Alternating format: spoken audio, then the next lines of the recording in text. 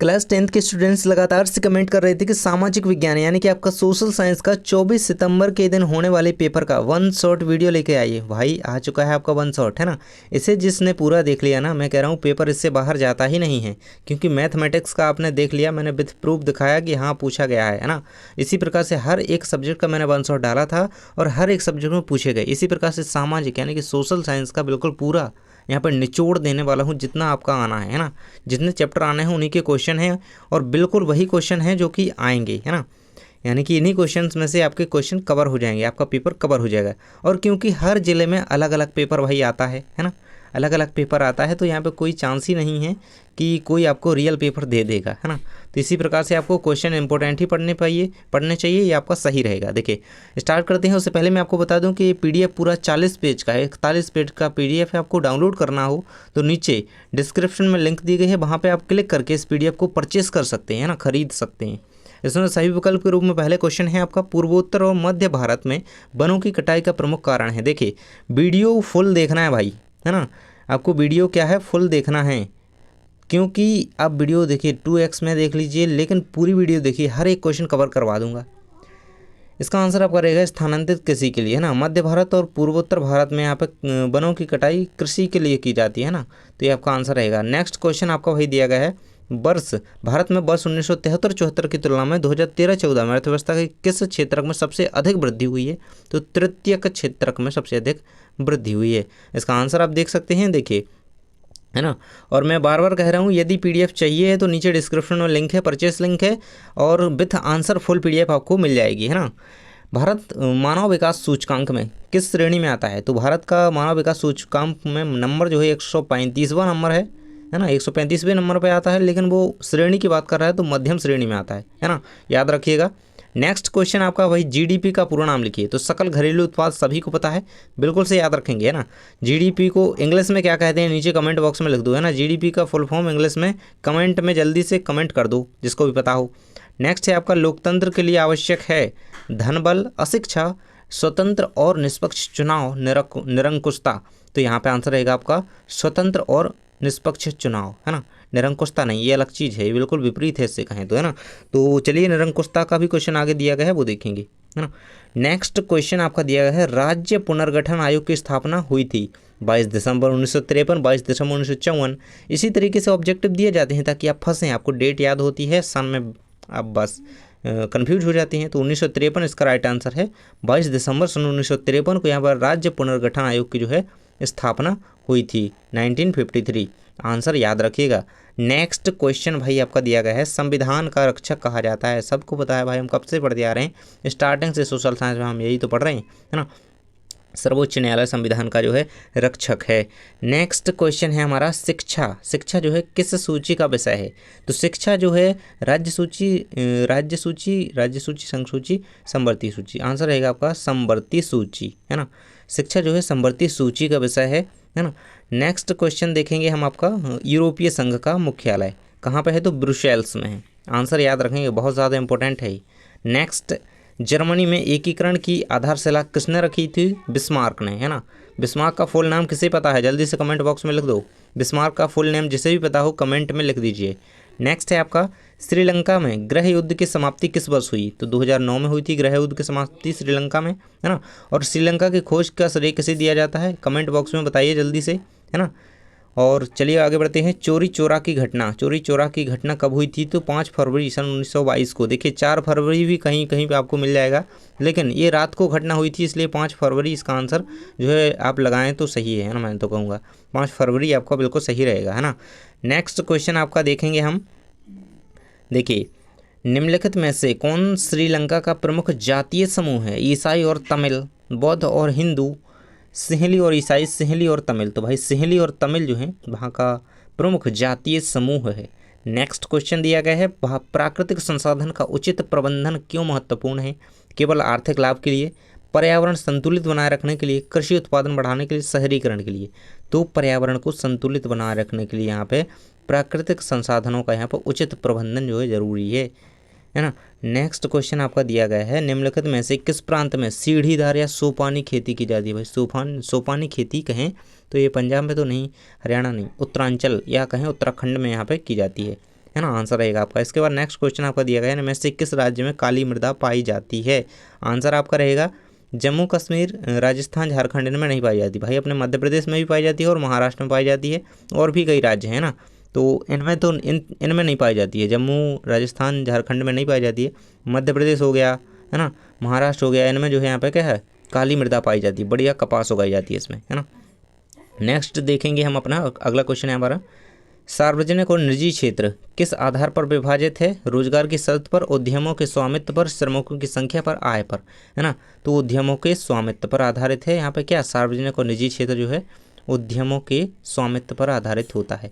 देखिए मैं हर एक ऑप्शन क्यों पढ़ के बताता हूँ, क्योंकि देखिए आपको सीधा आंसर याद नहीं होना चाहिए, बिल्कुल पूरी तरीके से क्वेश्चन को करना है।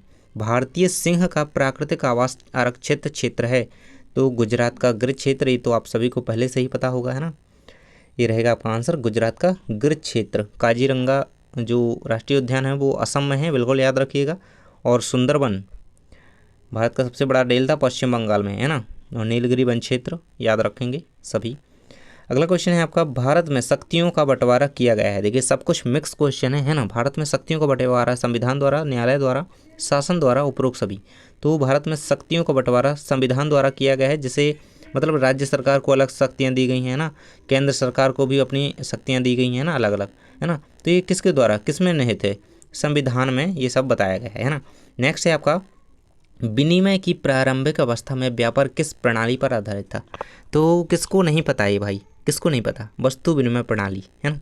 हम शुरू से पढ़ते आ रहे हैं। पहले क्या था, वस्तु एक बदले एक वस्तु के बदले दूसरी वस्तु ले लेना एक दूसरे से, मतलब अपनी आवश्यकताओं के अनुसार, है ना। तो ये वस्तु विनिमय प्रणाली होती थी, और ये शुरुआत में मतलब यही जो है माध्यम थी। नेक्स्ट है आपका, वन्य जीवों के आवास संरक्षण हेतु पहला कानून बनाया गया था। तो वन्य जीव अधिनियम कब आया था भाई? तो ये आया था संरक्षण अधिनियम 1972 में। वन्य जीव अधिनियम जो है 1972 में आया था, याद रखेंगे। आपका बी नंबर का ऑप्शन सही आंसर रहेगा, बहुत इंपॉर्टेंट क्वेश्चन है ये भी। इसके बाद है आपकी एक शब्द या वाक्य में उत्तर। देखिए देख लेंगे। पहला क्वेश्चन है, पर्यावरण में अवांछनीय घटकों का शामिल होना, है ना। मतलब पर्यावरण का कोई भी घटक है, उसमें अन्य कोई अवांछनीय घटक शामिल हो जिससे उसकी गुणवत्ता में कमी आ जाए, तो वो यहाँ पे प्रदूषण कहलाता है ना। जल में कोई ऐसा घटक मिल जाए जिससे उसकी जो है उसकी नॉर्मल गुणवत्ता में जो है कमी आ जाए, तो वो क्या है, प्रदूषण है, जल प्रदूषण है। मनरेगा में कितने दिन की रोजगार की गारंटी दी गई है? तो 100 दिन की गारंटी दी गई है। 100 दिन की रोजगार की गारंटी मनरेगा के अंतर्गत दी गई है, बिल्कुल से याद रखेंगे, मनरेगा से क्वेश्चन आना है। नेक्स्ट है, प्रथम अंतर्राष्ट्रीय पृथ्वी सम्मेलन किस शहर में हुआ था? रियो डी जेनेरो, है ना। नेक्स्ट क्वेश्चन आपका दिया गया है भाई, कार्यपालिका और विधायिका द्वारा बनाए गए कानून पर अंकुश कौन रखता है? तो विधानसभा समितियां अंकुश रखती हैं। नेक्स्ट है आपका, किस बेरोजगारी को छिपी हुई बेरोजगारी कहते हैं? तो अनैच्छिक बेरोजगारी को यहाँ पे छिपी हुई बेरोजगारी भाई कहा जाता है ना। और आप किस जिले से ये वीडियो देख रहे हैं भाई, कमेंट बॉक्स में बता देंगे तो मेहरबानी होगी। जल्दी से बता दीजिए कहाँ से देख रहे हैं भाई, है ना। अगला क्वेश्चन है, कॉर्बेट नेशनल पार्क किस राज्य में स्थित है? उत्तराखंड में, है ना। और मैं आपसे एक क्वेश्चन पूछ रहा हूँ जो कि दूसरा नेशनल पार्क है ना, तो आपको आंसर बताना है ना। कान्हा किसली कहाँ पे है? कान्हा किसली नेशनल पार्क किस राज्य में है? जल्दी से कमेंट बॉक्स में बता दो, कान्हा किसली, जल्दी से कमेंट में लिख दीजिए भाई। नेक्स्ट क्वेश्चन है आपका, राष्ट्रीय वन नीति के अनुसार भारत के कितने प्रतिशत भाग पर वन होना ही चाहिए? है ना, 33%, है ना। मतलब इतना वन होगा तो बिल्कुल पर्यावरण जो है संतुलित रहेगा हमारे क्षेत्र का, भारत का कहें तो, है ना। नेक्स्ट है आपका, काली मृदा को किस नाम से जाना जाता है? तो रेगुर मृदा या रेगड़ मिट्टी उसे कहा जाता है। रेगुर, रेगुर ये है सही, सही तो यही है रेगुर। कई जगह रेगड़ लिखा रहता है, तो आपको बताने के लिए मैंने लिख दिया। नेक्स्ट है आपका, 1789 की क्रांति के समय फ्रांस का राजा कौन था? तो लुई 16वां उस समय जो है, लुई 16वां उस समय राजा थे वहाँ के। नेक्स्ट है, चोरी हत्याकांड घटना कब हुई थी? फिर से क्वेश्चन आ गया, इस तरीके से भी याद कर लेना। नेक्स्ट है, भारत में कौन सी शासन प्रणाली है? तो संसदीय शासन प्रणाली हमारे भारत में है ना। सांसद बैठते हैं भाई, है ना, संसदीय शासन प्रणाली। नेक्स्ट है, धर्म को समुदाय का प्रमुख आधार मानने वाला व्यक्ति क्या कहलाता है? तो वो सांप्रदायिक, है ना। संप्रदाय का अर्थ क्या होता है? संप्रदाय यानी कि धर्म, है ना। और धर्म को जो समुदाय मान रहा है, धर्म को प्रमुख मान रहा है, प्रमुख आधार दे रहा है, तो वो व्यक्ति कौन है? सांप्रदायिक व्यक्ति है ना, उसे सांप्रदायिक कहेंगे, है ना। और जो व्यक्ति नारी या महिलाओं के लिए जो है प्राथमिकता दे रहा है, उनके सम्मान हेतु, उनके कार्य हेतु, तो वो नारीवाद कहलाएगा, है ना। बिल्कुल याद रखना है, सही। तो वो नारीवाद कहलाएगा। इसी तरीके से क्वेश्चन बन सकता है। नेक्स्ट है आपका, देश के बांधों को किसने भारत का मंदिर कहा है भाई? तो जवाहरलाल नेहरू ने से बांधों का मंदिर कहा है। नेक्स्ट है आपका, बेल्जियम में सामुदायिक सरकार का चुनाव किस आधार पर किया जाता है? तो भाषा के आधार पर। देखिए वहाँ के कुछ लोग होते हैं, वहीं के नहीं, मतलब ऐसा है कि वो कहीं भी रहें, वो डच, फ्रांस हो गई भाषा, ये उन्हें आनी चाहिए। भाषा के आधार पर वहाँ के लोग, वही लोग, कुछ लोग होते हैं, वही चुनाव के आधार पर जो है अपना नेता चुन लेते हैं, है ना। नेक्स्ट है आपका, जो वन ऋतु विशेष में पत्ते गिरा देते हैं वह पर्णपाती वन कहलाते हैं, है ना। जब उनकी खास ऋतु आती है तो वो पत्ते गिरा देते हैं, वो पर्णपाती वन कहलाते हैं। नेक्स्ट है आपका, जाति को समुदाय का प्रमुख आधार मानने वाला व्यक्ति क्या कहलाता है? तो वो जातिवाद कहलाता है। इसी प्रकार से मैंने नारीवाद बताया है, तो ये भी याद रखना। सांप्रदायिक, नारीवाद और जातिवाद, ये तीनों एक दूसरे से रिलेट कर रहे हैं, क्वेश्चन याद रखना। नेक्स्ट है आपका, रिक्त स्थानों की पूर्ति कीजिए। देख सकते हैं पहला क्वेश्चन आपका दिया गया है, शोर नापने की इकाई है, तो सबको पता है भाई डेसिबल, है ना। डेसिबल से शोर नापा जाता है। इस तरीके से आंसर आपका यहाँ पर दिया भी गया है, मैं लिख देता हूँ। नेक्स्ट है आपका, स्थायी वनों का सर्वाधिक क्षेत्र किस राज्य में है? तो भाई मध्य प्रदेश में, शायद ये आपके जो है मासिक टेस्ट में पूछा गया था। नेक्स्ट है आपका, देश के कुल क्षेत्रफल का 27% भू क्षेत्र जो है पठारी क्षेत्र है, यानी कि पठारों का क्षेत्र है, पठारों का जो है एरिया है। नेक्स्ट क्वेश्चन रहेगा आपका, यंग इटली की स्थापना किसने की थी? तो जोसेफ मैजनी ने यंग इटली की स्थापना की थी। नेक्स्ट क्वेश्चन है, श्रीलंका की राजधानी खालिस्तान है, तो कोलंबो याद रखिएगा, है ना। और श्रीलंका की खोज किसने की थी? वो कमेंट में बताना है अभी, जिसने नहीं लिखा है अभी तक। नेक्स्ट है आपका, फ्रांस की दूसरी क्रांति किस सन में हुई? तो 1830 में, है ना। नेक्स्ट आपका दिया गया है, मानव विकास सूचकांक, मानव विकास की रिपोर्ट जो है खालिस्तान संस्था जारी करती है, तो UNDP इसे कहते हैं, संयुक्त राष्ट्र विकास कार्यक्रम, है ना, इसका फुल फॉर्म है, याद रखिएगा, बहुत इंपॉर्टेंट है। नेक्स्ट है, पंचायत का मुखिया कौन होता है? भाई ग्राम पंचायत का मुखिया सभी को पता है, सरपंच होता है। और सरपंच से जो नीचे होता है ग्राम पंचायत में, उसे क्या कहते हैं? कमेंट बॉक्स में बताओ, है ना। इसके बाद है 73वां संविधान संशोधन, संविधान है संशोधन खालिस्तान पर आधारित है, तो पंचायती राज व्यवस्था पर आधारित है। 73वां संविधान संशोधन पंचायती राज व्यवस्था पर आधारित है। नेक्स्ट है, गांधी जी ने सत्याग्रह का पहला प्रयोग जो है भारत के किस स्थान से किया या खालिस्तान नामक स्थान पर किया था? तो बिहार के चंपारण नामक स्थान से सन 1917 में सबसे पहले गांधी जी ने आंदोलन यहाँ पर शुरू किया था। अगला क्वेश्चन है, सेवा क्षेत्र के रोजगार में उत्पादन के समान अनुपात में वृद्धि नहीं हुई है। ये बहुत इंपॉर्टेंट है, इस तरीके का क्वेश्चन, है ना। लग नहीं रहा है कि ये उसका आंसर होना चाहिए, लेकिन हाँ, भारत में करेंसी नोट कौन जारी करता है? भाई सबको पता है, RBI, है ना। हर नोट पे लिखा है भारतीय रिजर्व बैंक, भारतीय रिजर्व बैंक, फिर भी कई बच्चे आंसर जो है गलत करके आते हैं। अगला क्वेश्चन आपका दिया गया है, खालिस्तान क्षेत्र के श्रमिक वस्तुओं का उत्पादन नहीं करते, तो तृतीयक क्षेत्र के जो श्रमिक होते हैं ना, तो कोई भी वस्तु का उत्पादन नहीं करते हैं, बिल्कुल से याद रखना है। तृतीयक क्षेत्र के, है ना, थर्ड पार्टी कहें तो, मतलब याद करने के लिए बोल रहा हूँ, वैसे तो श्रमिक तो होते हैं, और तृतीयक क्षेत्र के जो श्रमिक होते हैं वो वस्तुओं का उत्पादन नहीं करते हैं। अगला रहेगा आपका, मधुमक्खी पालन खालिस्तान क्षेत्र में आता है, तो प्राथमिक क्षेत्र में आता है मधुमक्खी पालन। देखिए मैं प्राथमिक क्षेत्र क्यों कह रहा हूँ, क्योंकि मधुमक्खी पालन जो है कृषि के अंतर्गत रखा गया है, और कृषि किस क्षेत्र में आता है? तो प्राथमिक क्षेत्र में, बस तो याद रखेंगे इस तरीके से। नेक्स्ट है आपका, श्रीलंका में खालिस्तान भाषा बहुसंख्यक है। देखिए ये वहाँ की भाषा सिंहली, है ना, सिंहली वहाँ के जो है जाति है प्रमुख। नेपोलियन बोनापार्ट के युद्ध में पराजित हुआ, किस युद्ध में पराजित हुआ? तो वाटरलू के युद्ध में वो पराजित हुआ था सन 1815 में, ना।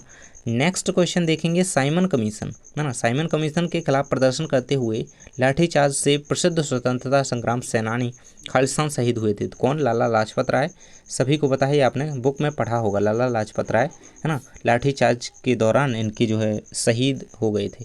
नेक्स्ट है आपका, भारत में साक्षरता का प्रतिशत सबसे अधिक किस राज्य का है? तो भाई केरल, है ना, द केरला स्टोरी, याद रखिएगा, सबसे अधिक पढ़े लिखे लोग, है ना। साक्षरता प्रतिशत किसका है सबसे अधिक? केरला का, है ना। सत्य असत्य देखेंगे यहाँ से, भाई हमारे कुछ ज़्यादा नहीं दिए हैं, लेकिन हाँ इन्हें कर लेना, अन्य भी देख लेना जो इंपॉर्टेंट लगे। पुरानी जलोढ़ मृदा को बांगर भूमि कहा जाता है, बिल्कुल सत्य है। देखिए मैंने यहाँ पे ट्रू फॉल्स के हिसाब से, यहाँ पे ट्रू जो है उसको ग्रीन किया है, ग्रीन मार्क दिया है, जो फॉल्स है उसे रेड मार्क, है ना। स्क्रीनशॉट भी आप ले सकते हैं सीधे इनका, इतने ही हैं, और बाकी आप देख लेंगे। भारत में 28 राज्य और 8 केंद्र शासित प्रदेश हैं, बिल्कुल सही है। स्वराज पार्टी का गठन लाला लाजपत राय ने किया था? नहीं भाई, इन्होंने किया था, दूसरे थे कोई। बोस थे कोई, है ना, बोस, पूरा नाम याद नहीं आ रहा मुझे। ग्राम पंचायत का मुखिया पंच होता है, तो भाई ये तो गलत है, सरपंच होता है। संविधान का रक्षक कार्यपालिका है, तो बिल्कुल गलत है, क्योंकि संविधान का रक्षक सर्वोच्च न्यायालय है, ऊपर बताया था। कांग्रेस की स्थापना, है ना, 1885 में महात्मा गांधी ने की थी, तो ये सही नहीं है, क्योंकि कांग्रेस की स्थापना 1885 में तो हुई थी, लेकिन ये वो ह्यूम ने की थी, है ना, महात्मा गांधी ने नहीं की थी। संविधान का सर्वोच्च रक्षक सर्वोच्च न्यायालय है, तो ये बिल्कुल सही है ना। नेक्स्ट बढ़ते हैं भाई हम आगे के क्वेश्चन की ओर, जो कि आपके 2 अंक के प्रश्न हैं, है ना। मुझे लगता है आपकी सही जोड़ियाँ स्किप हो गई, लेकिन कोई बात नहीं, आप लोग इन्हीं में से कर लीजिएगा, इन्हीं में से बन जाएगी, है ना। संविधान किसे कहते हैं, तो भाई सॉरी मैं कुछ और सोच रहा था मन में, संविधान नहीं है ये, संसाधन है, सॉरी, है ना। संसाधन किसे कहते हैं, आपके फर्स्ट चैप्टर से ये क्वेश्चन है, बहुत ज़्यादा इंपॉर्टेंट क्वेश्चन है, बिल्कुल आएगा ही ये तो, है ना, लिखा रख लो। संविधान, सॉरी, संसाधन, है ना, हमारे पर्यावरण में उपस्थित प्रत्येक वस्तु जो हमारी आवश्यकताओं को पूरा करने में प्रयोग की जा सकती है ना। क्यों न जाने मेरे मन में संविधान आ रहा है, ऊपर अभी क्वेश्चन पढ़े ना उसके। तो देखिए, मतलब हमारे आसपास की कोई भी वस्तु जो हमारी आवश्यकताओं की पूर्ति करती है, वो संसाधन है ना। हम जैसे यहाँ पे मोबाइल में ये वीडियो देख रहे हैं ना, तो ये मोबाइल भी एक संसाधन है, एक कोई वस्तु हो गई, है ना। ये कुछ प्राकृतिक संसाधन होते हैं, कुछ मानवकृत संसाधन। तो मृदा हो गया, वायु, जल, स्कूल टिफिन बैग, ये क्या है, संसाधन है। और एक प्राकृतिक संसाधन, है ना, प्राकृतिक संसाधन का नाम कमेंट बॉक्स में लिख दो। प्राकृतिक, जो आपने नहीं बनाया है, मनुष्य ने नहीं बनाया है। अगला क्वेश्चन है आपका भाई, मृदा अपरदन किसे कहते हैं, है ना। तो तेज चलती हुई हवाएं और भारी बारिश के कारण मृदा या मिट्टी का क्षय या अपरदन, जिससे मृदा उड़कर अवांछित स्थानों पर चली जाती है ना। देखिए क्या है कि जब बहुत तेज हवा चलेगी, है ना, ऐसी हवा चलेगी ना, घूम घूम के, बहुत तेज बारिश हो गई, तो उसमें क्या होगा, मिट्टी उड़ करके, है ना, अपरदन बह करके दूसरे स्थानों पर चली जाएगी, और वहाँ की मतलब ऊपरी मृदा में ही तो उपजाऊ क्षमता होती है, तो वहाँ मृदा अपरदन हो जाएगा, यही मृदा अपरदन कहलाता है। नेक्स्ट है आपका अगला क्वेश्चन, देख सकते हैं, मृदा संरक्षण के कोई 2 उपाय लिखिए। तो मृदा संरक्षण के कुछ उपाय ये रहे, ढलान वाले क्षेत्रों में घास और पेड़ लगाएं, कार्बनिक खादों का उपयोग करें, और कृषि भूमि को प्रदूषण फैलाने वाले उद्योगों से दूर रखें। तो ये रहेगा आपका 2 नंबर का क्वेश्चन कंप्लीट। नेक्स्ट है आपका, काली मृदा की 2 विशेषताएं। देखिए, काली मिट्टी का दूसरा नाम क्या है, जल्दी से कमेंट में बता दो, ऊपर मैंने बताया था, जल्दी कमेंट में लिख दो, काली मिट्टी का दूसरा नाम क्या है। पहला रहेगा, काली मिट्टी में आयरन, चूना, कैल्शियम, पोटास जो है, ये सब कुछ तत्व जो है पाए जाते हैं। यह मिट्टी बहुत उपजाऊ होती है, इसमें कई तरह की फसलों की खेती की जा सकती है। नेक्स्ट देखेंगे भाई हम, अगला क्वेश्चन आपका दिया गया, लेटराइट मिट्टी, है ना, इसे जो है, इसका रंग जो है लाल होता है, लाल भूरे रंग की मिट्टी होती है, लाल रंग की। इसकी विशेषताएं देखें, खासियत कहें तो, है ना, ये रहेंगी इसकी विशेषताएं। लेटेराइट मिट्टी का रंग गहरे लाल भूरे रंग से लेकर जंग लगे लाल और बैंगनी रंग का होता है। यह आयरन ऑक्साइड की मौजूदगी के कारण जंग लगे लाल रंग की होती है, इसमें आयरन ऑक्साइड पाया जाता है। यह मिट्टी उष्णकटिबंधीय और उपोष्ण कटिबंधीय क्षेत्रों में पाई जाती है। तो भाई ये क्वेश्चन आपको याद रखना है अच्छी तरीके से, लेटराइट मिट्टी की जो है विशेषताएं दी गई हैं, है ना, तो ये आपका आंसर है। तो देखिएगा इसे, है ना। नेक्स्ट है आपका, स्थानीय स्वशासन को समझा कर लिखिए। स्थानीय स्वशासन क्या होता है, स्थानीय स्वशासन का मतलब यह है कि स्थानीय समुदाय में रहने वाले लोग अपने स्थानीय मामलों के शासन और प्रशासन में सीधे भाग ले सकें, ये स्थानीय स्वशासन है। नेक्स्ट है, सत्ता का विकेंद्रीकरण क्या है। सत्ता का विकेंद्रीकरण का मतलब है सत्ता को केंद्र सरकार से लेकर स्थानीय स्तर की सरकारों या संस्थाओं तक बांट देना, है ना, विकेंद्रीकरण उनका कर देना, ये सत्ता का। नेक्स्ट है आपका, निजी क्षेत्र से क्या आशा है। तो निजी क्षेत्र अर्थव्यवस्था का वह हिस्सा होता है जिसका स्वामित्व, नियंत्रण और प्रबंध निजी व्यक्तियों या कंपनियों के पास होता है। निजी, इससे पता ही चल रहा है ना, प्राइवेट। तो निजी कंपनियों या व्यक्तियों के पास जो है इसका स्वामित्व होता है, वो निजी क्षेत्र कहलाता है ना। ऑब्जेक्ट में भी बन सकता है। द्वितीयक क्षेत्र किसे कहते हैं, और अर्थव्यवस्था के द्वितीयक क्षेत्र को विनिर्माण क्षेत्र भी कहते हैं। यह वह क्षेत्र है जहां प्राथमिक क्षेत्र से प्राप्त कच्चे माल को संसाधित करके, प्राथमिक क्षेत्र में किसे ही आता है, कृषि से जो प्राप्त माल प्राप्त होता है ना, जैसे कोई भी मतलब कोई भी उत्पाद हो गया, है ना, कृषि से बना प्राथमिक क्षेत्र में, फिर वो कहाँ जाएगा, प्राथमिक क्षेत्र से प्राप्त होगा द्वितीयक क्षेत्र को, फिर एक कच्चे माल द्वितीयक क्षेत्र में जाकर संसाधित करके माल तैयार कर किया जाता है, मतलब बनाया जाता है। इस क्षेत्र में उद्यम एक तरह की वस्तु को दूसरी वस्तु में बदलता है। नेक्स्ट है आपका, देख सकते हैं, द्वितीयक क्षेत्रक किसे कहते हैं। ये हम कंप्लीट कर चुके हैं शायद, है ना। इसका उदाहरण याद रखिएगा, है ना, गन्ने से चीनी बनाना, और चूना पत्थर से सीमेंट बनाना, है ना। अगला है आपका मनरेगा के उद्देश्यों को बताइए। तो ये रहेंगे मनरेगा के उद्देश्य यहाँ पे ग्रामीण क्षेत्रों में बेरोजगारी कम करना, आजीविका की सुरक्षा प्रदान करना, पर्यावरण की रक्षा करना और पारिस्थितिक संतुलन को बढ़ावा देना, ग्राम सभाओं और ग्राम पंचायतों के जरिए सहभागी लोकतंत्र को मजबूत करना।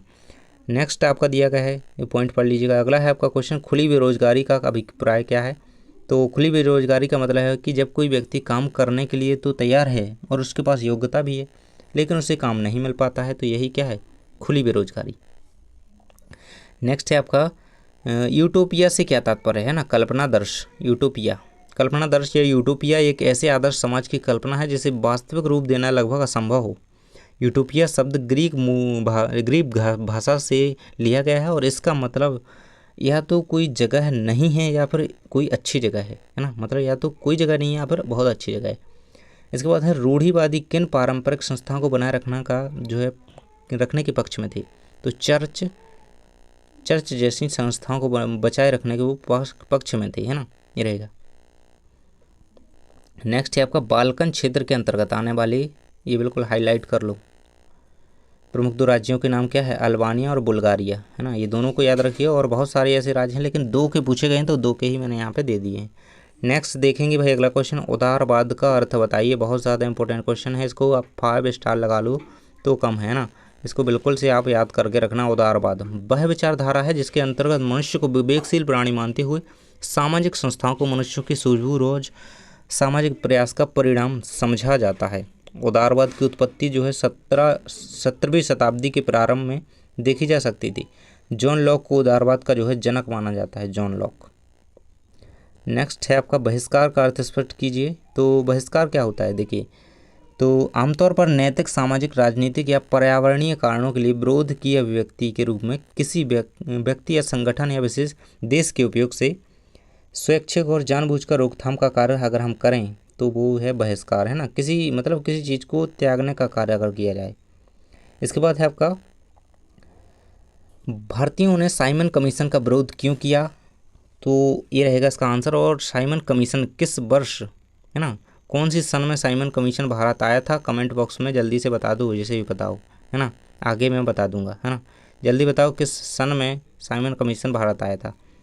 तो ये रहेगा, साइमन कमीशन में कोई भी भारतीय सदस्य नहीं था, इसलिए उन्होंने विरोध किया क्योंकि उसमें कोई भी भारतीय सदस्य नहीं था और इससे भारतीयों के आत्मसम्मान का जानबूझकर अपमान माना भारतीयों ने, है ना। ये आप 2 पॉइंट याद रखें, फिर इसके अकॉर्डिंग आप थोड़ा अंदर लिख सकते हैं। नेक्स्ट रहेगा आपका दबाव समूह क्या है। दबाव समूह के संदर्भ में कहा जा सकता है कि जब कोई संगठन अपने सदस्यों के हितों की पूर्ति के लिए राजनीतिक सत्ता को प्रभावित करता है और उनकी पूर्ति के लिए दबाव डालता है तो उस संगठन को दबाव समूह कहते हैं। यह आंसर याद रखेंगे। नेक्स्ट है निरंकुशवाद को परिभाषित कीजिए। निरंकुशवाद, है ना, अभी ऑब्जेक्टिव देखा था ना, ऊपर ऑब्जेक्टिव में था ये, है ना।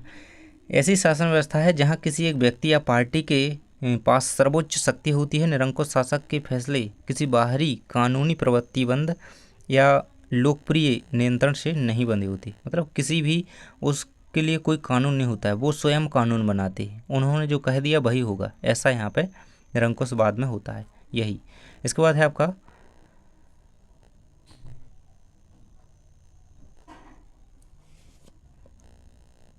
देख सकते हैं अगला क्वेश्चन आपका दिया गया है, सतत पोषणीय विकास क्या है भाई। सतत पोषणीय विकास क्या है, इसका मतलब है कि विकास के दौरान पर्यावरण को नुकसान ना पहुंचाना और भविष्य की ज़रूरतों को भी ध्यान में रखना, है ना। मतलब पर्यावरण को नुकसान ना पहुंचे, यही यहाँ पे सतत पोषणीय विकास पहुंचा कहा गया है। मतलब हमारा विकास भी चलता रहे और पर्यावरण को नुकसान ना पहुंचे, है ना, सतत पोषणीय विकास कहलाता है। इसके बाद है भू संरक्षण के उपाय बताइए। तो हमें क्या करना है, उसके लिए हमें वन संरक्षण करना होगा। अगर हमें ज़मीन का संरक्षण करना है, मृदा को अच्छा संरक्षित करना है, तो हमें वन संरक्षित करने होंगे, है ना, वृक्षारोपण करना होगा। इस तरीके से आप दोनों पॉइंट को लिख दीजिएगा। नेक्स्ट है आपका प्रति व्यक्ति आय किसे कहते हैं, है ना। तो किसी क्षेत्र में प्रति व्यक्ति आय या औसत आय उस क्षेत्र में रहने वाले लोगों की औसत आय को कहा जाता है। इसकी गणना की जाती है किस तरह से, क्षेत्र की कुल आय को कुल जनसंख्या से भाग दे देते हैं, है ना, और जीडीपी या सकल राष्ट्रीय आय को, सकल घरेलू उत्पाद को जनसंख्या से भाग दे देते तो हमें वहाँ की प्रति व्यक्ति आय प्राप्त हो जाती है। इसके बाद है आपकी राष्ट्रीय आय क्या है, तो यह देश की उत्पादित वस्तुओं तथा सेवाओं का कुल मूल्य तथा विदेशों से प्राप्त शुद्ध आमदनी का जोड़ है ना। इसके बाद नेक्स्ट है आपका जल दुर्लभता क्या है, इसके प्रमुख कारण क्या है। जल दुर्लभता क्या है, इसके बताइए कारण। तो जल दुर्लभता का मतलब यह है कि स्थानीय स्तर पर जल की मांग को पूरा नहीं किया जा रहा है। जल दुर्लभता के जो कारण हैं वो निम्न दिए गए हैं। कम वर्षा दुर्लभ क्यों कहा जा रहा है, वैसे भी जल दुर्लभ है, लेकिन जैसे जैसे वो कम हो रहा है और उसकी दुर्लभता जो है बढ़ती ही जा रही है। कम वर्षा और मौसमी और वार्षिक वर्षा में भिन्नता, बढ़ती जनसंख्या, जल संसाधनों का अत्यधिक दोहन, जल प्रदूषण, शहरीकरण और औद्योगिकरण, ये सारे जो हैं इसके प्रमुख कारण हैं जल दुर्लभता के। इसके बाद नेक्स्ट क्वेश्चन है आपका, असहयोग आंदोलन का अर्थव्यवस्था पर क्या असर पड़ा। तो ये आपको कुछ पॉइंट इस पर दिए गए हैं, देखिए क्या क्या हुआ था असहयोग आंदोलन के पश्चात। विदेशी वस्तुओं का बहिष्कार, इस आंदोलन के दौरान लोगों ने विदेशी वस्तुओं का बहिष्कार किया और भारतीय वस्तुओं को अपनाया। इससे भारतीय कपड़ा मिलों तथा हथकरघों का उत्पादन बढ़ा। विदेशी कपड़ों का आयात कम हुआ। 1921 से 1922 के बीच विदेशी कपड़ों का आयात आधा रह गया। विदेशी कपड़ों की कीमतें घट गईं। विदेशी कपड़ों की कीमतें जो है 102 करोड़ से घटकर 57 करोड़ रुपए रह गईं, है ना। नेक्स्ट है आपका एक और पॉइंट इसका दिया गया है, विदेशी रेस्टोरेंट्स और शराब की दुकानों पर असर पड़ा, जिसमें क्या हुआ कि विदेशी रेस्टोरेंट बंद हो गए और शराब की दुकानों पर धरना प्रदर्शन किया गया। इसके बाद अगला क्वेश्चन, जलियांवाला बाग हत्याकांड पर टिप्पणी लिखिए, है ना। तो ये इस तरीके से लिखना है आपको, और भी आप लिख सकते हैं 2-4 लाइंस चाहें तो, है ना। इसके बारे में एक बार पढ़ लीजिएगा अच्छी तरीके से। तो ये घटना कब हुई थी जलियांवाला बाग हत्याकांड, तो ये याद रखेंगे अमृतसर में 13 अप्रैल सन 1919 को, है ना। रोलैक्ट एक्ट कब आया था और कमेंट में बताएंगे। रोलैक्ट एक्ट कब पारित किया गया, कमेंट में बताइए। 13 अप्रैल 1919 को अंग्रेजी जनरल डायर ने जलियांवाला बाग, जनरल लिखा है ना, बाग में मेला देखने आए निर्दोष लोगों पर गोली चलाने के आदेश दिए। बाहर जाने के सारे रास्ते बंद कर दिए और उन पर गोली चला दी। जैसी खूनी रविवार की घटना हुई थी कहें तो, वहाँ पे दरवाजे बंद नहीं किए गए थे, लेकिन वहाँ पे लोगों पर गोलियाँ बरसाई गई थी। यहाँ पे उन्हें बंद करके उनके ऊपर गोलियाँ बरसाई गई थी। अंग्रेजी ताकत के गुस्से से कोई न बच सका। इस गोलीकांड में कई लोगों की जान चली गई और इससे कई गुना अधिक लोग घायल हो गए, है ना। इसलिए इसे हत्याकांड कहा गया, जलियांवाला बाग में ये हुआ था। तो ये रहेगा। इसके बाद है नेक्स्ट आपका, सामाजिक विभाजन किस तरह से राजनीति को प्रभावित करते हैं। तो किस तरीके से सामाजिक विभाजन राजनीति को प्रभावित करते हैं। तो सामाजिक विभाजन राजनीति पर हानिकारक और सकारात्मक दोनों तरीके के प्रभाव डालते हैं। और सामाजिक विभाजन राजनीतिक दलों के बीच प्रतिस्पर्धा को बढ़ावा देते हैं, मतदान को प्रभावित करते हैं, अलग अलग समुदाय में अविश्वास पैदा करते हैं, समाज को विभाजित करने की प्रवृत्ति रखते हैं। तो ये आप पॉइंट याद रखिएगा। नेक्स्ट है आपका यहाँ पे क्वेश्चन, आरक्षित वनों से क्या तात्पर्य है। बहुत ज़्यादा इंपॉर्टेंट क्वेश्चन है। देश के आधे से अधिक वन क्षेत्र आरक्षित वन घोषित किए गए हैं। जहाँ तक वन और वन्य प्राणियों के संरक्षण की बात है, आरक्षित वनों को सबसे अधिक मूल्यवान माना जाता है। ये वन ऐसे स्थायी वन क्षेत्र हैं जिनका रखरखाव इमारती लकड़ी अन्य वन पदार्थों मतलब आरक्षितों ने सुरक्षित रखा गया है एक तरीके से, है ना। तो कितने देश के आधे से अधिक ऐसे वन हैं जो आरक्षित घोषित किए गए हैं, जहाँ पे वन्य प्राणियों का, है ना, जो वन हो गए, इमारती लकड़ी हो गई, उनको सुरक्षित रखा गया है, मतलब उनको उनके रखरखाव का ध्यान रखा जा रहा है ना। तो ये रहेगा आपका, उन्हें बचाने के लिए। इसके बाद है आपका, जैव विविधता को प्रभावित करने वाले कोई 2 कारक लिखिए। तो जैव विविधता को प्रभावित करने का पहला कारक है, फर्नीचर के लिए लकड़ी की मांग बढ़ी है जिससे पेड़ कटे हैं, और जलावन के लिए लकड़ी का प्रयोग हुआ है। तो यहाँ पे जैव विविधता को प्रभावित करने वाले 2 कारक हो गए। जैव विविधता क्या है भाई, तो जैव विविधता यहाँ पे जीवों में पाई जाने वाली विविधता को जैव विविधता कहते हैं। जैव विविधता मानव जीवन के लिए क्यों महत्वपूर्ण है, इसे बिल्कुल मोस्ट लगा लो, हाईलाइट पे लगा लो, कर लो, है ना। जैव विविधता किसी दिए गए पारिस्थितिकी तंत्र के भीतर या पूरे ग्रह पर जीवन रूपों की भिन्नता की डिग्री है ना। और पृथ्वी ग्रह पर लाखों जीवित जीव हैं, जैसे कि मनुष्य सहित ये सभी जीव एक दूसरे पर आश्रित हैं, है ना। तो इसीलिए जैव विविधता हमें आवश्यक है, क्योंकि हम एक दूसरे पर ही निर्भर हैं, जीव, है ना। जैविक और अजैविक संसाधन क्या हैं, कुछ उदाहरण दीजिए। तो जैविक और अजैविक दोनों के बारे में यहाँ पे बताया गया है। देखिए, जैविक संसाधन जीव मंडल से प्राप्त होते हैं। अजैविक संसाधनों में वे सभी चीज़ें शामिल होती हैं जो निर्जीव चीज़ों में से बनी होती हैं। उदाहरण हो गए चट्टानें और धातुएं, है ना, भूमि जल मिट्टी, है ना, जो निर्जीव कहें एक तरीके से। और ये मत्स्य पालन, मत्स्य हो गया, पशुधन हो गया, तो ये सारा कुछ क्या होता है, ये होता है यहाँ पे जैविक संसाधन। इसके बाद है आपका संघीय सरकार किसे कहा जाता है, तो संघीय सरकार का आंसर दिया गया संघीय सरकार वह सरकार होती है जिसमें शक्तियाँ केंद्रीय प्राधिकरण और देश की अन्य इकाइयों के बीच बटी होती हैं, उसे संघीय सरकार कहा जाता है। नेक्स्ट है आपका गठबंधन सरकार किसे कहते हैं। देखिए जो अभी भारत में बनी हुई है ना केंद्र में, तो वो है गठबंधन सरकार। गठबंधन सरकार राजनीतिक दलों के मिलकर सरकार बनने की व्यवस्था को कहते हैं। यह व्यवस्था तब लागू होती है जब चुनाव के बाद किसी एक पार्टी के पूर्ण बहुमत नहीं मिलता है ना, जब पूरी सीटें नहीं आती हैं मतलब जीतने योग्य, तो वहाँ पर क्या होता है गठबंधन सरकार मतलब दूसरी पार्टी उसके साथ जोड़ करके सरकार बनाती है, तो उसे गठबंधन सरकार कहा जाता है। गठबंधन सरकार संसदीय प्रणालियों में आम है, मतलब हमारे देश में भी संसदीय शासन प्रणाली है, तो यहाँ पे भी ये बात आम है ना, जहाँ कोई भी पार्टी नियमित रूप से 50% से ज़्यादा वोट नहीं जीत पाती है। नेक्स्ट क्वेश्चन है आपका संकटाग्रस्त जातियों के नाम, विलुप्त जातियों के नाम लिखिए ना। संकटाग्रस्त जो जातियाँ हैं जो मतलब ख़त्म होने की कगार पर हैं, तो वो हैं विलुप्ति के कगार पर हैं। तो काला हिरण हो गया, मगरमच्छ हो गया, भारतीय जंगली गधा हो गया, भारतीय गैंडा हो गया, ये सारा जो है ये सारे है ना, तो ये जो है संकटाग्रस्त जातियाँ हैं। इसके बाद है उद्यान व जीव अभ्यारण्य में अंतर याद करना है। तो 3 अंतर आपको दिए गए हैं। देखिए राष्ट्रीय उद्यान वन्य जीव अभ्यारण्य दोनों को जानवरों संरक्षण के लिए बनाया गया है ना, मतलब संरक्षण के लिए तो दोनों ही हैं, और राष्ट्रीय उद्यान ज़्यादा सुरक्षित होता है जबकि वन्य जीव अभ्यारण्य उतना सुरक्षित नहीं होता है। राष्ट्रीय उद्यान वन्य जीव अभ्यारण्य की अपेक्षा अधिक शक्तिशाली होता है। इसके बाद नेक्स्ट क्वेश्चन है किस मौर्य शासक ने प्रमुख रूप से जल संसाधनों के लिए निर्माण करवाया था। चंद्रगुप्त मौर्य ने, है ना, चंद्रगुप्त मौर्य ने बांध झील और सिंचाई तंत्रों का जो है निर्माण करवाया था। हौज खास, दिल्ली का हौज खास कब और किसने बनवाया था, तो इल्तुतमिश ने, है ना।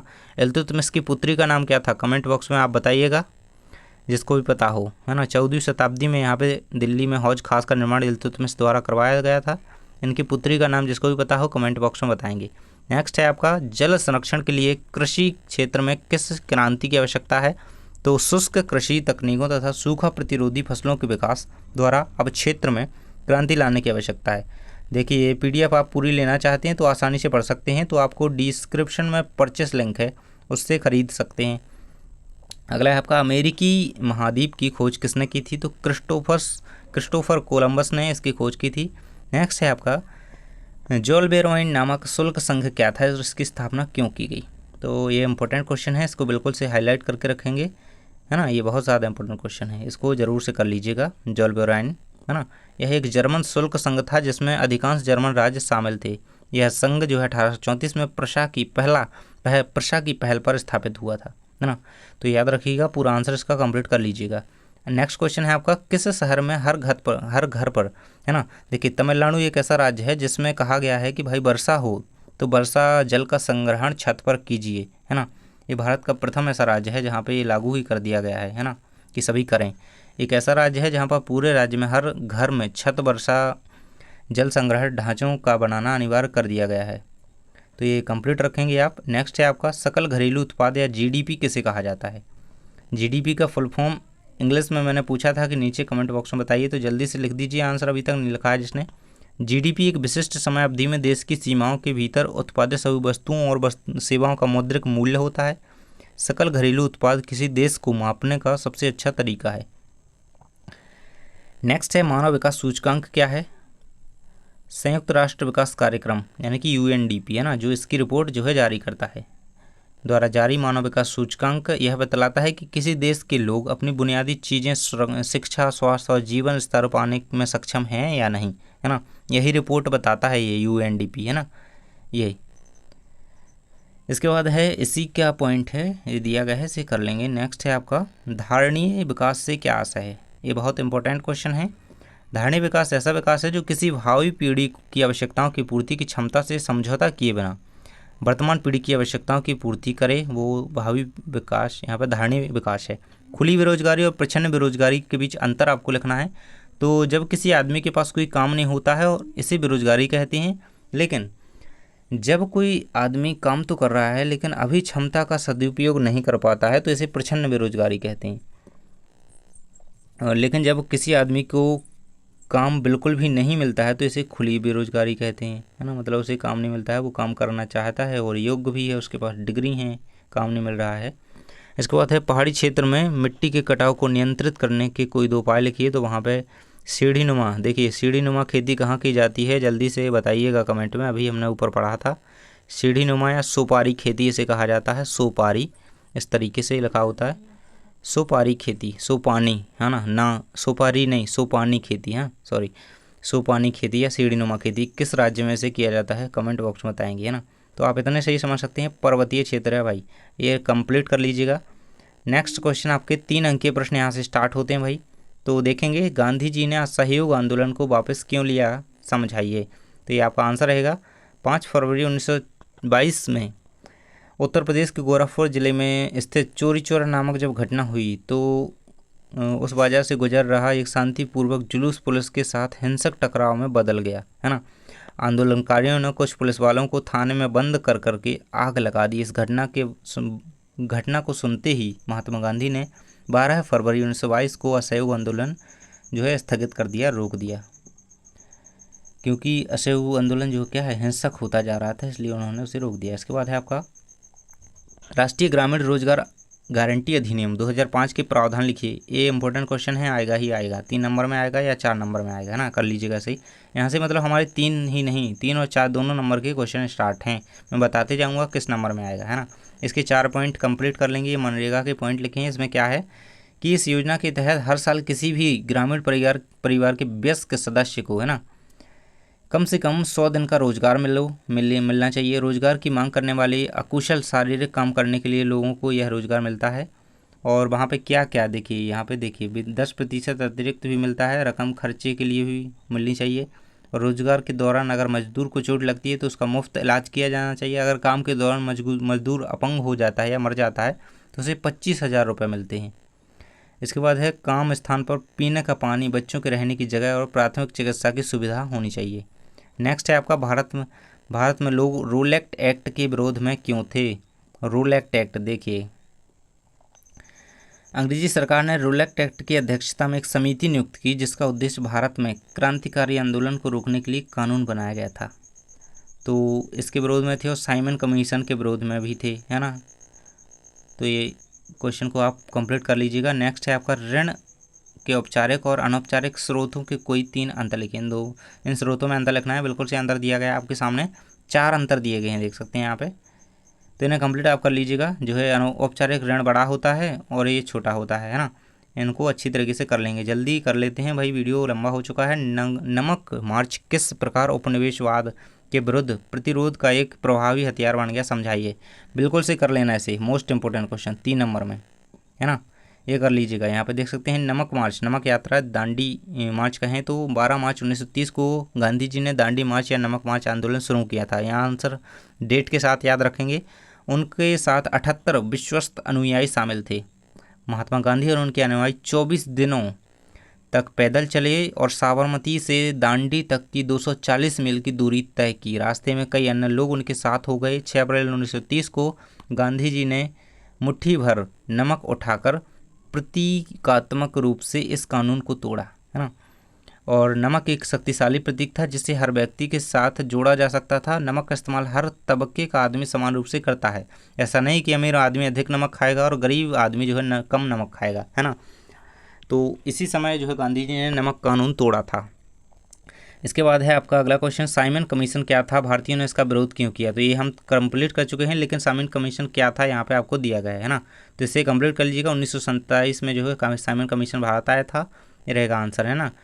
इसके बाद है आपका देखिए, ये भी इसमें इंपॉर्टेंट पॉइंट बनता है कि पंजाब में लाला लाजपत राय ने इस आयोग के विरुद्ध जो है साइमन कमीशन के विरुद्ध उन्होंने प्रदर्शन किया। उसमें कई सारे जो है क्रांतिकारी थे, लेकिन उनमें जो है लाला लाजपत राय को के ऊपर इतनी लाठियां बरसाई गई कि उनकी मृत्यु हो गई, या फिर कहें कि वो शहीद हो गई, है ना, इस घटना में। इसके बाद है एजेंडा 21 क्या है, 2 नंबर का क्वेश्चन बनेगा, ये 2 या 3 नंबर में आएगा, है ना। तो इसे कर लीजिएगा 3 नंबर में, ये रहेगा आपका।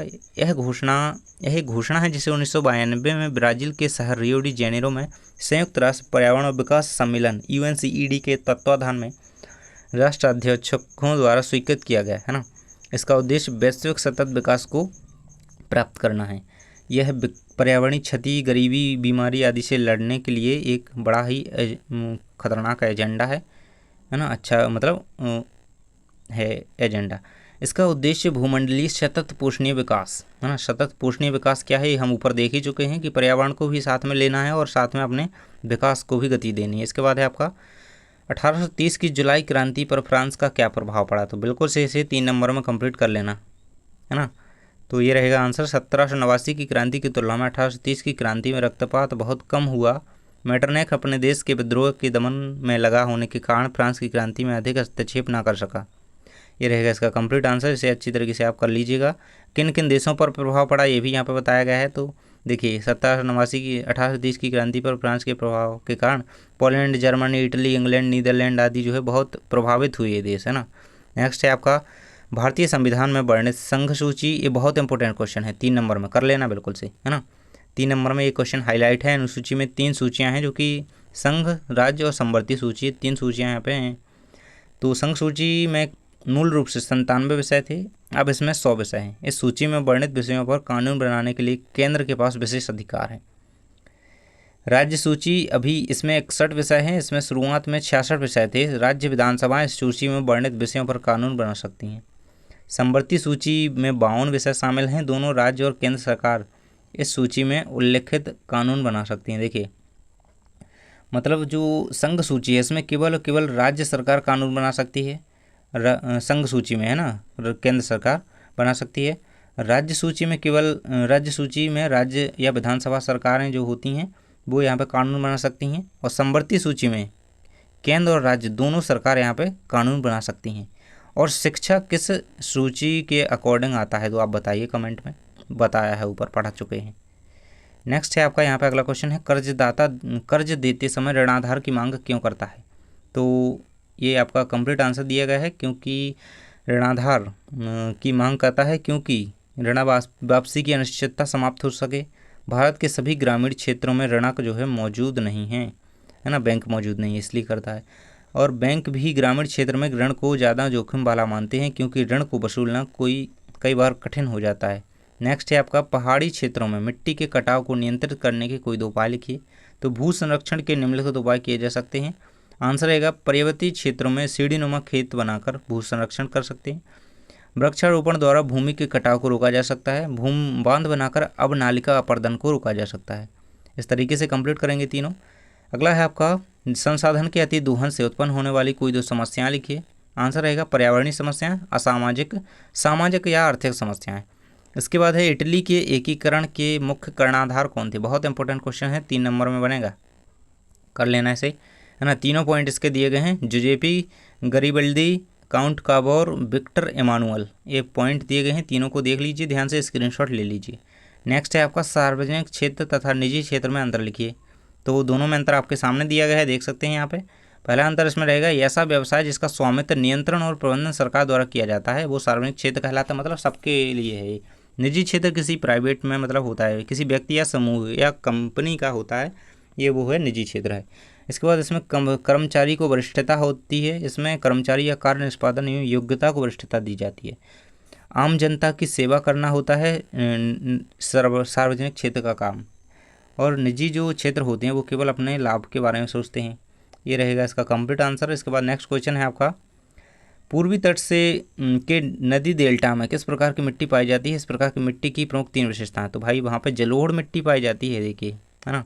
और जलोढ़ मिट्टी की 3 विशेषताएं, अलग से क्वेश्चन आता है 3 नंबर का कि इसकी 3 विशेषताएं लिखिए, तो ये आपकी कंप्लीट रहेंगी है ना।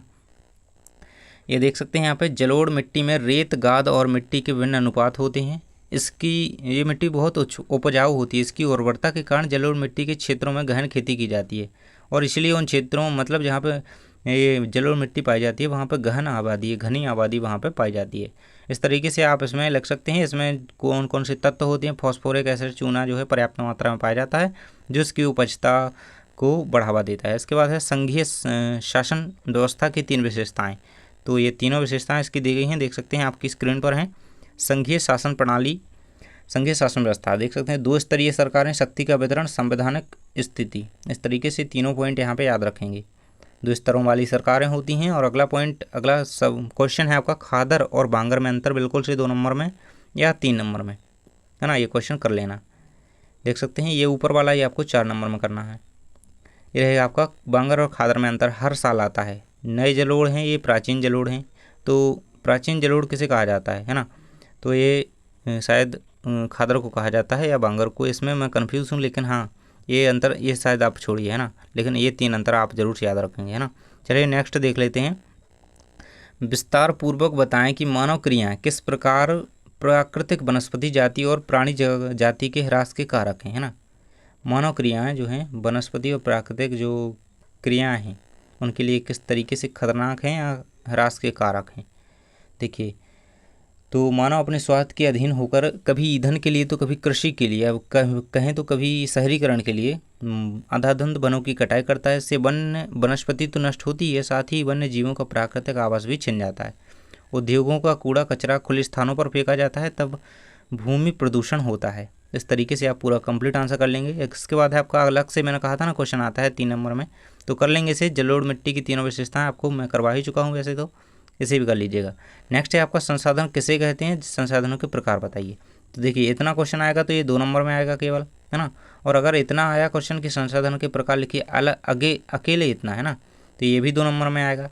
और अगर ये पूरा क्वेश्चन आता है इतना तो ये आपका 3 नंबर में या 4 नंबर में क्वेश्चन आएगा, है ना। तो बिल्कुल से कंप्लीट करना है।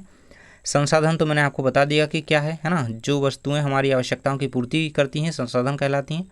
और उदाहरण के तौर पर मिट्टी हो गया, है ना। संसाधन के प्रकार, संसाधन मुख्यतः 2 प्रकार के होते हैं, नवीकरणीय, अनवीकरणीय, है ना, मानव जनित संसाधन, प्राकृतिक संसाधन भी होते हैं। चिपको आंदोलन पर टिप्पणी लिखनी है, 4 नंबर में एक क्वेश्चन आ सकता है, रहेगा कंप्लीट आंसर। चिपको आंदोलन पर्वतीय क्षेत्र में रहने वाले, है ना, पूरा इसको आप पढ़ लेना अच्छी तरीके से, तो कंप्लीट आंसर्स का होता है। इसके बाद नेक्स्ट क्वेश्चन को हम देख लेते हैं। 11वीं शताब्दी में सबसे बड़ी कृत्रिम झील कहाँ बनाई गई थी? तो 11वीं शताब्दी में सबसे बड़ी कृत्रिम झील भोपाल, है ना, भोपाल याद रखेंगे, झीलों की नगरी ही कहा जाता है भोपाल को। तो नेक्स्ट है आपका भाखड़ा नागल परियोजना का महत्व लिखिए, है ना। भाखड़ा नागल परियोजना, भाखड़ा नागल बांध जो है हमारे भारत का बड़ा डैम है, यह वैज्ञानिक तरीके से बड़े पैमाने पर जल प्रबंधन का एक अच्छा उदाहरण है ना। इसमें देखिए, इसमें बहुत सारी नदियों जो है जाती हैं इससे, और कितना पानी इसमें, इस बांध के पीछे बनी झील में 7,80,000 हेक्टेयर मीटर जो है पानी एकत्र किया जा सकता है। इस पूरे जो है क्वेश्चन को कंप्लीट कर लेंगे। इसके बाद है आपका अगला क्वेश्चन, चंबल परियोजना, है ना, बांधों से जुड़ी हुई ये परियोजना है ना, इनसे क्वेश्चन एक ना एक बन जाएगा जरूर से। चंबल परियोजना के बारे में यहाँ पे दिया गया है ना, इसकी सिंचाई क्षमता 5 लाख हेक्टेयर है। इसके बाद नेक्स्ट है नर्मदा बचाओ आंदोलन क्या है? तो ये बहुत इंपॉर्टेंट क्वेश्चन है, नर्मदा बचाओ आंदोलन, इसको कर ही लेना याद। देखिए 4 पॉइंट 5 पॉइंट के हिसाब से यहाँ पे समझाया गया है। नर्मदा बचाओ आंदोलन एक गैर सरकारी संगठन या NGO है ना, जो जनजातीय लोगों, किसानों, पर्यावरणविदों और मानवाधिकार कार्यकर्ताओं को गुजरात में नर्मदा नदी पर सरदार सरोवर बांध के विरोध में लामबंद था।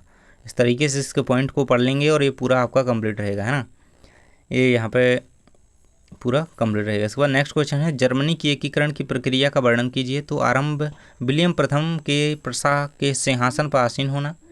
यहाँ पे सेकंड है आपका, बिस्मार्क द्वारा जर्मन एकीकरण की भूमिका तैयार करना, है ना। जर्मनी एकीकरण की नींव किसने रखी थी? तो ये बिस्मार्क ने रखी थी, याद रखिएगा। वियना कांग्रेस, एकीकरण बाधाएं, ये सारे जो हैं इसकी प्रक्रिया के चरण हैं। इसके बाद नेक्स्ट क्वेश्चन है, ब्रिटेन में राष्ट्र राज्य का निर्माण एक लंबी प्रक्रिया का परिणाम था, किस प्रकार से था? ये इसके पॉइंट दिए गए हैं, इन सभी को आपको पढ़ लेना है। और ये डेट जरूर याद रखना कि यूनाइटेड किंगडम ऑफ ब्रिटेन का गठन कब हुआ? तो 1707 में, है ना, इस तरीके से। इसके बाद अगला क्वेश्चन आपका दिया गया है, सूती वस्त्र उद्योगों में औद्योगिकरण का ब्रिटेन पर क्या प्रभाव पड़ा था? तो ये कुछ पॉइंट यहाँ पे दिए गए हैं। आयात शुल्क के कारण यहाँ पे क्या क्या हुआ, किस तरीके से यहाँ पे सूती उत्पादों के निर्यात में कमी आने लगी, और ब्रिटिश जो शासन था, निर्माता थे, बहुत ही सस्ती कीमत पर भारत में कपास का आयात प्रारंभ कर दिया, है ना। इसके बाद अगला क्वेश्चन है, कॉर्न लॉ क्या था? ये बहुत ज़्यादा इंपॉर्टेंट क्वेश्चन है कॉर्न लॉ का। इसकी समाप्ति के क्या परिणाम हुए? तो यहाँ पे देखिए, मक्का की आयात पर पाबंदी, ये कॉर्न लॉ है यहाँ पे, और ये यहाँ पे पॉइंट इसके दिए गए हैं। इसके बाद है अगला क्वेश्चन आपका, ब्रिटेन की अर्थव्यवस्था पर प्रथम विश्व युद्ध का क्या प्रभाव पड़े? तो युद्ध के बाद भारतीय बाजार में अपनी वर्चस्व वाली स्थिति को प्राप्त करना ब्रिटेन के लिए कठिन हो गया, है ना। इसके बाद है, ब्रिटेन को विश्व स्तर पर अपना जापान से भी मुकाबला करना पड़ा, है ना। ये बहुत ज़्यादा इंपॉर्टेंट क्वेश्चन है, इसको कर ही लेना 4 नंबर में, है ना। नेक्स्ट आपका दिया गया है, युद्ध के कारण, है ना, युद्ध के कारण आया आर्थिक उछाल, जब शांत होने लगा तो उत्पादन गिरने लगा और बेरोजगारी बढ़ने लगी। इसके बाद है, आर्थिक महामंदी के कारण बताइए। तो महामंदी की शुरुआत 1929 से हुई थी। यह संकट 30 के दशक के मध्य तक बना रहा। इस दौरान दुनिया के ज़्यादातर हिस्सों में उत्पादन, रोजगार, आय और व्यापार में बहुत बड़ी गिरावट दर्ज की गई। इस तरीके से इसके 5 पॉइंट आगे आपको दिए गए। हजारों बैंक जो है दिवालिया हो गए।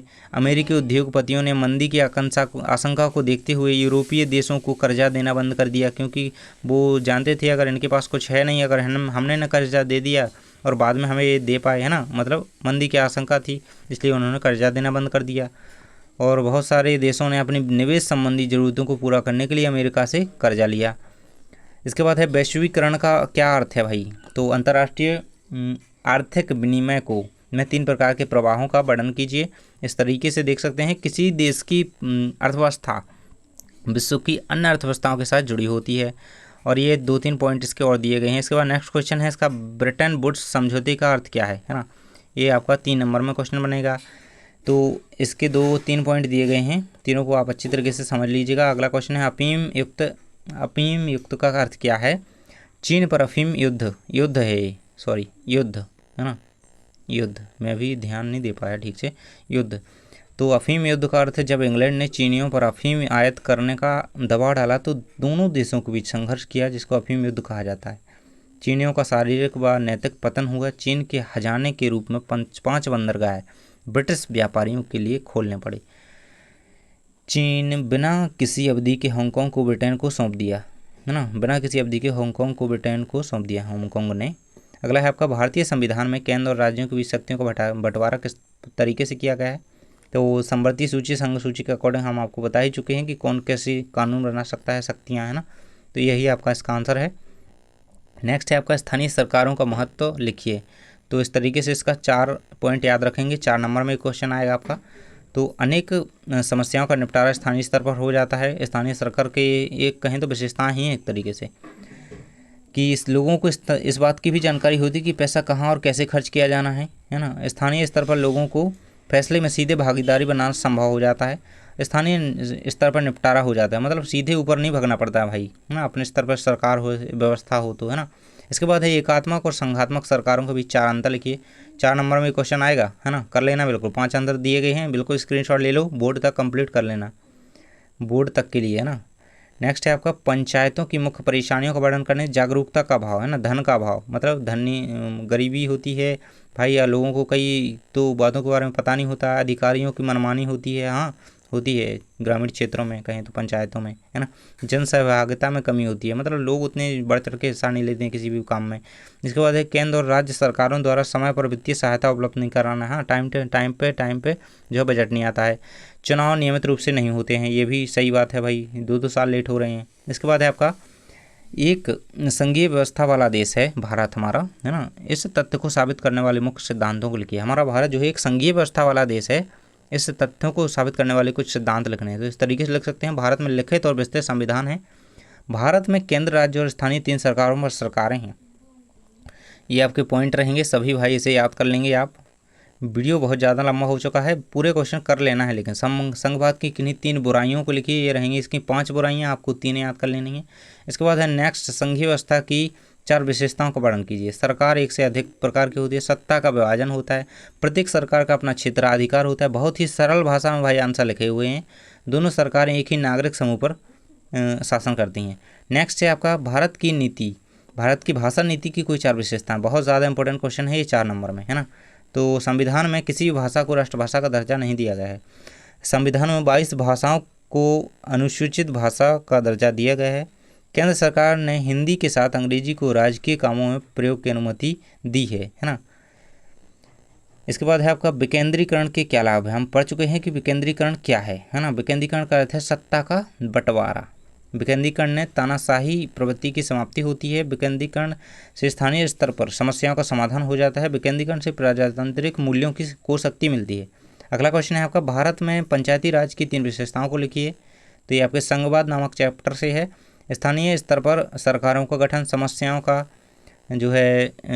पर स्थानीय स्तर पर निपटारा, समय समय पर धन की बचत, स्थानीय लोगों को अपनी जिम्मेदारी का एहसास और जागरूकता। पंचायत की 3 परेशानियों को लिखिए। तो जागरूकता का भाव, ये कंप्लीट, ये क्वेश्चन जो है यहाँ पे क्या रिपीट हो गया। अगला क्वेश्चन है आपका मुद्रा का अर्थ क्या है? मुद्रा का कार्य का वर्णन कीजिए। तो ये मुद्रा के कार्य है। मुद्रा का कार्य जो है मूल्य का मापन करना है, मूल्य का संचय करना है, स्थगित भुगतान का मान है मुद्रा, साख का आधार है मुद्रा। मुद्रा का अर्थ क्या होता है? मुद्रा विनिमय का एक माध्यम है ना, जो माध्यम के रूप में स्वीकार की जाती है, जैसे नोट, सिक्के और कार्य आदि, है ना। इसके बाद आपका अगला क्वेश्चन दिया गया है, गृह ऋण लेने के लिए ऋणी को कौन कौन सी औपचारिकताएं करनी चाहिए? स्क्रीनशॉट ले लीजिए, है ना। पहले उसे आय के स्रोत का प्रमाण देना होगा, भाई कमाते वमाते हो कि नहीं, वैसे ही हम ऋण दे दें, है ना, होम लोन के लिए। रोजगार का रिकॉर्ड दिखाना होगा, नए मकान के कागज बैंक को सौंपने होंगे, है ना, इस तरीके से। इसके बाद है समर्थक ऋणाधार क्या है? उदाहरण सहित बताइए। तो ये रहेगा आपका इसका कंप्लीट आंसर। अगला क्वेश्चन है, क्या कारण है कि कुछ व्यक्तियों या समूह को बैंक कर्ज देने को तैयार नहीं होता है? तो ग्रामीण क्षेत्रों में बैंक की अनुपस्थिति, समर्थक ऋणाधार न होना, और अगला है आपका जरूरी कागजात ना होना, ऋण की शर्तें पूरी ना कर पाना। इस तरीके से आंसर याद रखेंगे। अगला क्वेश्चन है, वस्तु विनिमय प्रणाली की कोई 3 सीमाएं बताइए। बहुत इंपॉर्टेंट क्वेश्चन है। वस्तु विनिमय प्रणाली के दोहरे संयोग की शर्त का पूरा होना आवश्यक है। धन का मूल्य के संचयन में कठिनाई, अविभाज्य वस्तुओं का विनिमय कठिन होता है ना। इस तरीके से पूरा कंप्लीट कर लीजिएगा। अगला क्वेश्चन है आपका, साख के औपचारिक और अनौपचारिक क्षेत्रों की विशेषताएं लिखिए। तो ये रहेंगे साख के औपचारिक विशेषताएं, ये रहेंगी अनौपचारिक। इसके बाद है इसकी, ये क्वेश्चन आपका रिपीट हो गया, कोई दिक्कत नहीं, चलिए आगे बढ़ते हैं। अगला क्वेश्चन है आपका, इसके कोई 3 प्रावधान आपको लिखना है। तो ये हमारा क्वेश्चन रिपीट हो गया, चलिए कोई बात नहीं, आगे बढ़ते हैं। अगला क्वेश्चन है आपका, प्राथमिक क्षेत्रक से आप क्या समझते हैं?